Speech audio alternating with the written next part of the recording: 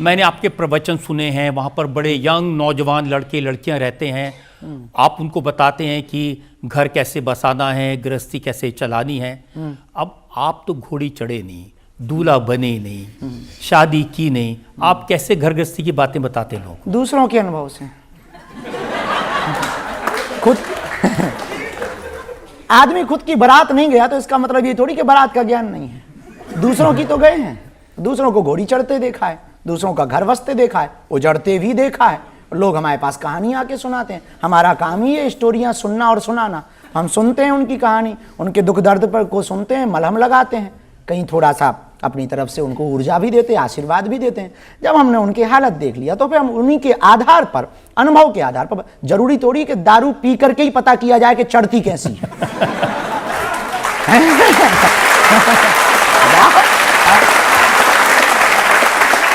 कोई पी के गिरे तो भी पता कर लेना चाहिए ऐसे चढ़ती है।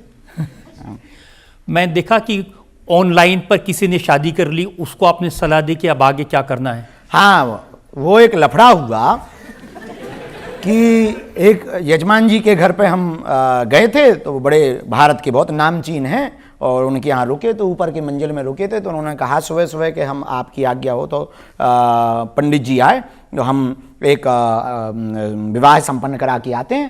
तो उनका किसका? बोले यजमानी जी के बेटे का। उनका करा दो। तो जैसे ही हम नीचे उतरे चाय वाय पीने, तो हमने कहा कि भैया कहाँ है लड़का बहू? बोले लड़का तो ये है, बहू तो विदेश में। तो हम कहा शादी कब हुई? बोले अभी। हम कहा हुई कैसे? बोले ऑनलाइन।